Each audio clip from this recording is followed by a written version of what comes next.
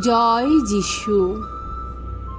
আজ ২৬শে মে, সাধারণকালের অষ্টম রবিবার। মাতামণ্ডলীতে পালন করা হচ্ছে ত্রিব্যক্তি পরমেশ্বরের মহাপর্ব।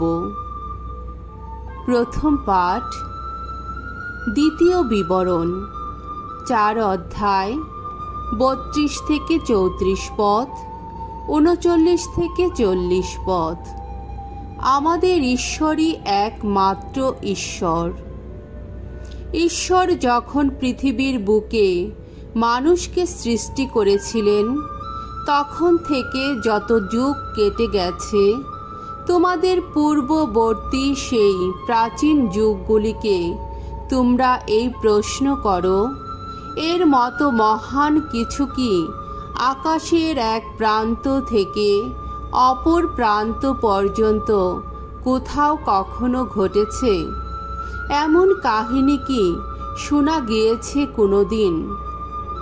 কোনো জাতির মানুষেরা কি তোমাদের মতোই আগুনের আড়াল থেকে ঈশ্বরের কণ্ঠস্বরকে কথা বলতে শুনতে পেয়েছে, অথচ প্রাণে বেঁচেছে? কোনো দেবতা কি কখনো নানা কঠোর পরীক্ষার পরিস্থিতি তৈরি করে, নানা অলৌকিক নিদর্শন দেখিয়ে, নানা অপরূপ ঘটনা আর যুদ্ধ ঘটিয়ে, বাহু প্রসারিত করে, নিজের শক্তি প্রয়োগ করে, শত্রুদের অন্তরে সন্ত্রাস জাগিয়ে কোনো জাতিকে আপন করে নেবার জন্যে অন্য কোনো জাতির মাঝখান থেকে তাদের উদ্ধার করতে উদ্যোগী হয়েছে? কিন্তু তোমাদের ঈশ্বর ভগবান তো মিশর দেশে তোমাদের মুখ চেয়ে ওই সমস্ত কিছুই করেছেন। তোমাদের চোখের সামনেই তা করেছেন। তাহলে আজ এই কথা বুঝে নাও, তোমরা মনে এই কথা গেঁথে রাখো যে নিম্নের মর্ত লোকে যেমন ঊর্ধ্বের স্বর্গ লোকেও তেমনি একমাত্র ভগবানই ঈশ্বর। ঈশ্বর বলতে অন্য কেউই নেই। তার এই যে বিধি নিষেধ, এই যে সব আদেশ আমি আজ তোমাদের পালন করতে বলছি, তোমরা তা মেনেই চলো, যাতে তোমাদের মঙ্গল হয় আর তোমাদের পরে তোমাদের সন্তানদেরও যেন মঙ্গল হয়, এবং যাতে তোমাদের ঈশ্বর ভগবান যে দেশ চিরকালের মতো তোমাদের এখন দিচ্ছেন, তোমরা যেন সেখানে সুদীর্ঘ জীবন যাপন করতে পারো। প্রভুর বাণী। ঈশ্বরকে ধন্যবাদ। সাম সঙ্গীত ৩৩ অধ্যায়, ৪ থেকে ৬ পদ, ৯ পদ, ১৮ থেকে ২০ পদ এবং ২২ পদ। ধন্য চিরধন্য প্রভুর মনোনীত জন যারা।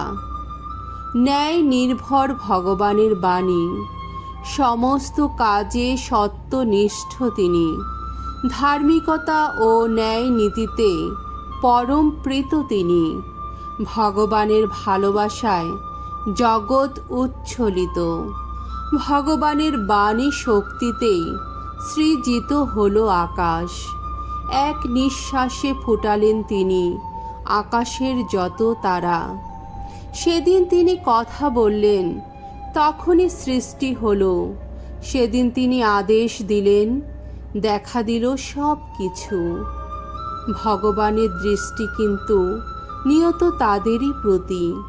তাকে সম্ভ্রম করে যারা, তার কৃপা প্রত্যাশী যারা, তাদের তিনি তো মৃত্যুর হাত থেকে রক্ষা করবেন।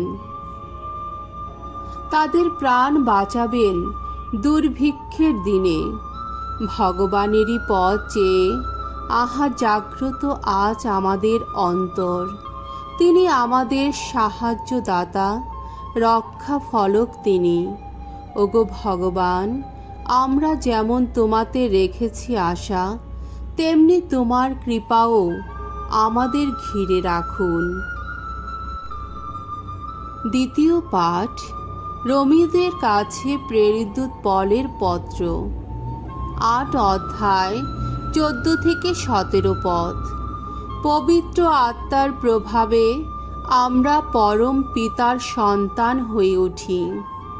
প্রিয়জনেরা, মনে রেখো, যারা ঐশ্ব আত্মার প্রেরণাতে চালিত তারা সবাই ঈশ্বরের সন্তান। ঈশ্বরের কাছ থেকে তোমরা যে আত্মিক প্রেরণা পেয়েছ তা তো দাসের সে মনোভাব নয়, যার জন্যে তোমাদের আবার ভয়ে ভয়ে থাকতে হবে, বরং তা দত্তক পুত্রেরই সেই মনোভাব, যার জন্যে আমরা আব্বা পিতা বলে ডেকে উঠি। স্বয়ং ঐশ্ব আত্মা আমাদের অন্তরাত্মার সঙ্গে মিলিত কণ্ঠে এই সত্যের সাক্ষী দিচ্ছেন যে আমরা ঈশ্বরের সন্তান। আর সন্তানই যদি হই, তবে তার সন্তানদের একদিন যা কিছু পাবার কথা তা পাবার অধিকার আমাদের তো আছেই। স্বয়ং ঈশ্বরের যা কিছু তাতে আমাদেরও অধিকার আছে। খ্রিস্টের সঙ্গে আমাদের তেমন অধিকার আছে। তার জন্যে অবশ্য খ্রিস্টের সঙ্গে আমাদের দুঃখ বরণ করতে হবে, যাতে তারই সঙ্গে আমরা মহিমান্বিত হতে পারি। প্রভুর বাণী। ঈশ্বরকে ধন্যবাদ। বাণী বন্দনা। জয় জয় প্রভুর জয়। আছেন যিনি, ছিলেন যিনি, আহা আসছেন যিনি, সেই ঈশ্বরের জয়, সেই পিতা পুত্র আত্মারই জয়। জয় জয় প্রভুর জয়। মঙ্গল সমাচার। মথি রচিত মঙ্গল সমাচার, 28 অধ্যায় 16 থেকে 20 পদ।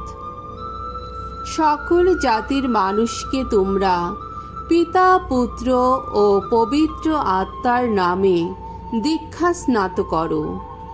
যিশুর পুনরুত্থানের পরে একদিন সেই 11 জন শিষ্য গালিলিয়া চলে এসে সেই পর্বতে গেলেন যেখানে যিশু তাদের যেতে বলেছিলেন। তারা সেখানে যখন যিশুকে দেখতে পেলেন তখন ভূমিষ্ঠ হয়ে তাকে প্রণাম করলেন। তবে তাদের কয়েকজনের মনে সন্দেহ দেখা দিল। যিশু তখন তাদের কাছে এসে বললেন, স্বর্গে ও পৃথিবীতে পূর্ণ অধিকার আমাকে দেওয়া হয়েছে। সুতরাং যাও, তোমরা গিয়ে সকল জাতির মানুষদের আমার শিষ্য করো, পিতা পুত্র ও পবিত্র আত্মার নামে তাদের দীক্ষা স্নাত করো।